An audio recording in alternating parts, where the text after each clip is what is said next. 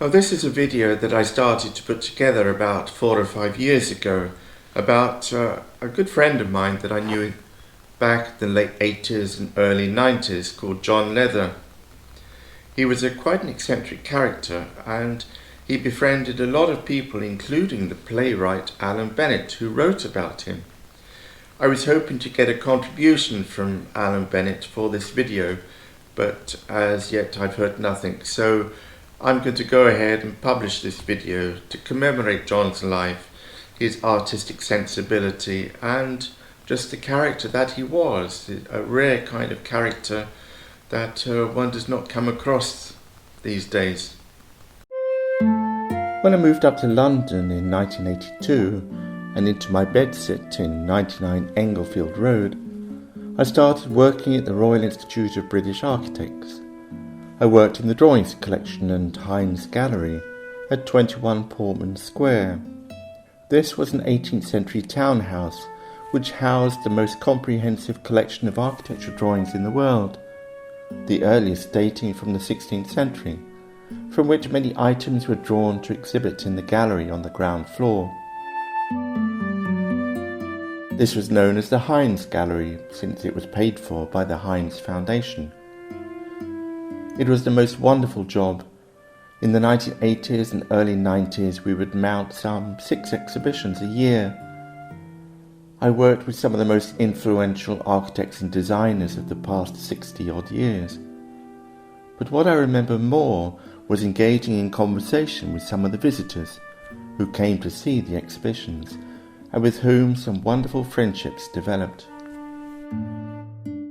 I am now thinking of an eccentric character by the name of John Leather, who I would sometimes visit in his house in Primrose Hill.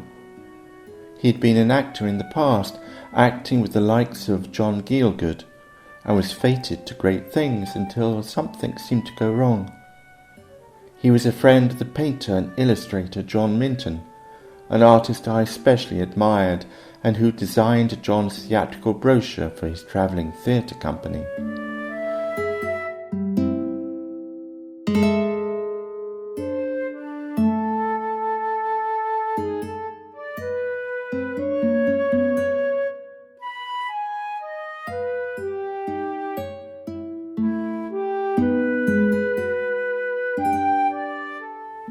John Leather would often write to me in his recognisable but not always legible tiny scrawl, especially when he went off travelling to Egypt to warmer climes over the winter. And every letter was headed with a special mantra to his mother. Here are all the letters and postcards that I've kept.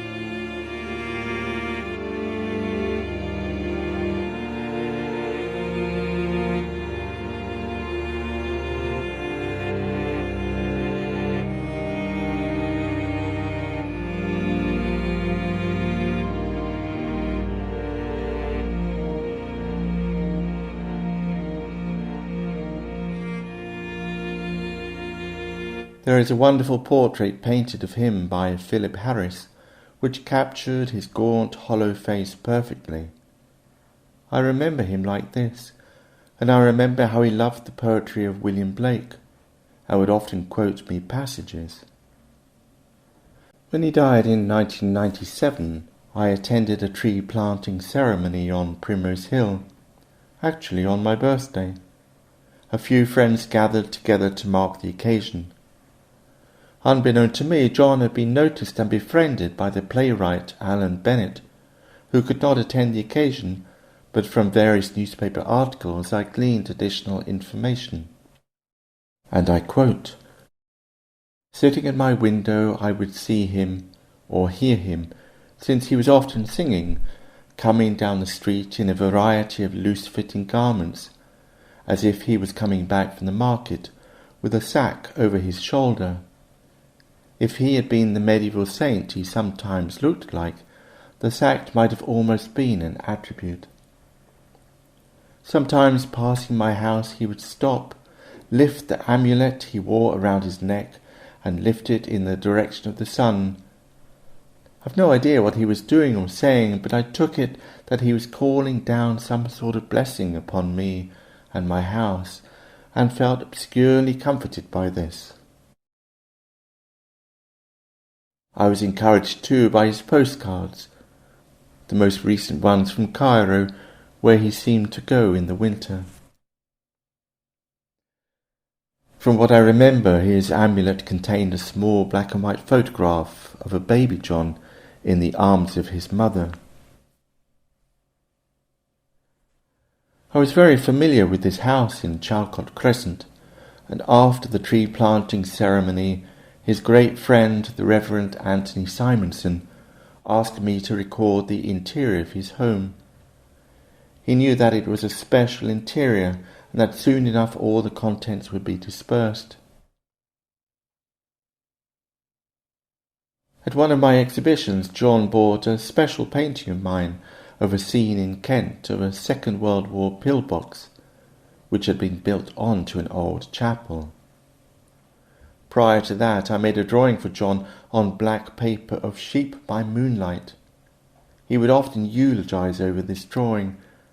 The wispy edges of the sheep's fleeces were just illuminated by the nocturnal light.